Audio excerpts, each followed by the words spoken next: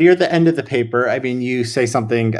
You write, even without looking at the detail of a study, you should be very suspicious of any claim based on sophisticated statistical techniques that can't already be made plausible by just showing the data in a simple chart. So, what you're saying here is pretty profound. So, you learn statistics, and we use statistics for different reasons, and what it sounds like you're saying is there is some basic statistics, right? You know what hypothesis testing is. You know how to read a regression table. You can read a graph and figures, and you can tell what's going on. There's that level of statistical literacy, right? Um, and then, but if you're a professor of statistics, or even a professor of economics or political science or some field that uses statistics, to justify sort of your job, you have to use something more sophisticated. You can't just do something that any blogger could do, right? Any blogger with basic intelligence and some basic statistical training and ability to think reasonably is so is I guess what I want to know is the whole sort of the idea of sophisticated statistics, right? Beyond, I mean, and when I mean sophisticated, I mean the highest level, not like the first few courses you take in graduate school, but like the stuff the highest level PhD economists, professors at elite institutions, the stuff that they're doing. Is that stuff just worthless? Does it have any value at all? Is it just obfuscation and hiding for studies that are poorly done like this, or do you think there's any way to redeem these things? I think there is some value, but I think the value is mainly the real value, in my opinion, is mainly that those techniques allow you to become more confident in something that you were already pretty sure was true. So in this case, I think yes, that can be useful. But to go back to the passage of my blog post that you just quoted, um, this is the key thing. Like, look, what you really have to understand, because for most people, those statistical techniques are kind of voodoo magic. Um, what you really have to understand is that those statistical techniques, they always make pretty strong assumptions, and those assumptions, they are not derived from the data. Basically, you have to make a bet that those assumptions are true. And sometimes you have good reasons to think they are, but very often you have no clue. So you're making a bet. And the point is that those very complicated, sophisticated statistical techniques, they will allow you to answer the question you're asking only on the assumptions that those things are true.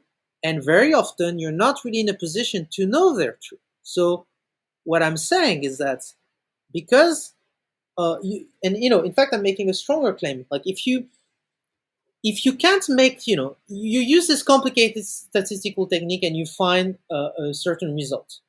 And my point is, if you can't make this result, this conclusion plausible by just showing the data in a simple chart, if the authors can't do that, then you shouldn't be confident in the result. You should take it always with a huge grain of salt and regard it with the utmost suspicion, because in almost all cases, you have far more reason to trust what you can see on a simple chart that just shows the data than you have reason to trust that those assumptions that are on which those statistical techniques rest to deliver accurate results are actually true. So, in my opinion, I'm not saying those techniques have no value. I do think they have some value, but I think their value is much more modest than people assume. Their value is basically, okay, if I have this causal story. I have this story about, like, this. Say, for instance, this policy has such and such effect. Okay, and say that I can show you. I can just show the data on a graph on a simple chart. And when you look at this simple chart where there was no fancy statistics involved, no complex transformation of the data, etc., etc., you look at this chart and you're like, yeah, okay, you know what? Your causal story, it kind of makes sense. I can see it on the chart. If you see it on the chart, then you're in a position where you're like, okay, yeah, I can sort of buy this story.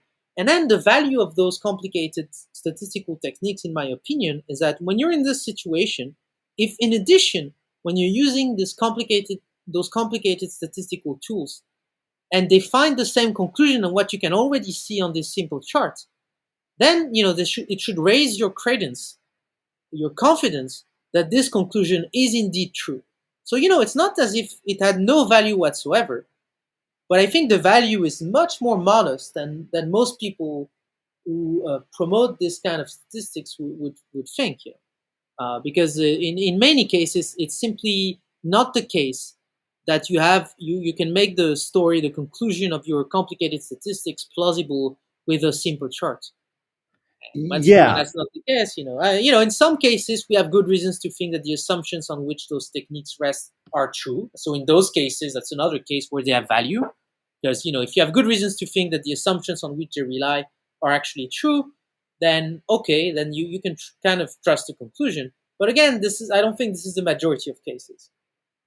Yeah. Well, I mean, what you're saying is sort of the opposite of, the incentive structure in academia. What you're saying that the fancy stuff is the least valuable kind of work. And in academia, it's the most valuable. I had a professor who was teaching a graduate course in statistics once who said, this, you have to do this fancy stuff. This is what sells. What doesn't sell is truth. Nobody cares about that. If you're a guy who goes and just finds, charts that put them together and you put them together and you explain the world, you can't publish that as an academic paper. Nobody cares. I mean, I think about my maybe the article that got most attention of anything I ever written is why everything is liberal, right? And Yeah, there's no fancy statistics, there's no nothing. I think that I found something very important. I used some basic statistics and track down some data, not really statistics, just presenting data that other people have done, and I think it said something important and people found it fascinating. That couldn't get into any academic journal just because it's not fancy enough, right?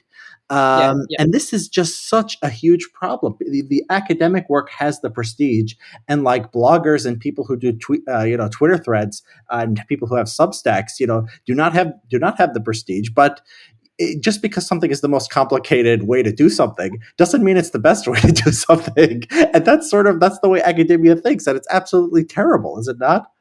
yeah. No, I think it's a deep and very important point. There is really like the incentives in academia are cross purposes with what we like to think of as the goal of academia, at least what we think should be the goal of science, which is getting at the truth. And I think this is true. You want to. I mean, the two are not necessarily incompatible, but in practice, like I said, it's because you could conceivably write a paper, and those papers exist. I've read some where people start by presenting the data in a simple chart, and they say, okay, look, it looks like this is already making my conclusion plausible, and then they go on to use like fancy statistics to make the claim more believable, and this is perfectly fine. But um, very often that's not what happens. Like you said, there are strong incentives to use fancy statistics, and it doesn't. People know those people are at least most of the top researchers, they know that those statistical techniques, they're only reliable in if their assumptions are true, and that often we don't really know if they're true. They're aware of this, uh, but it doesn't most of the times it doesn't really matter. Like they what matters is like the performance. It's kind of there's in many ways academia is like kabuki theater. You go through the motion, you go through the motions, and you have a certain script that you have to follow, and if you follow the script, the right script, you're going to get published and your career is going to move forward. But that script is not really truth conducive. That's not really what we'd hope that institutions of scientific institutions and academic institutions will be set up in such a way that they're truth conducive. But that's I don't think that's really the case. I mean, they are minimally so. I don't want to say we have. Yeah. It depends on the field. I think there are some fields where it's literally not even a little bit truth conducive, but I don't think it's the case of all fields. There are some where it's somewhat truth conducive, but not nearly as much as it should and as it could, because those incentives get in the way. The incentives are cross purposes with this goal of getting at the truth, and this taste for like fancy, sophisticated statistics.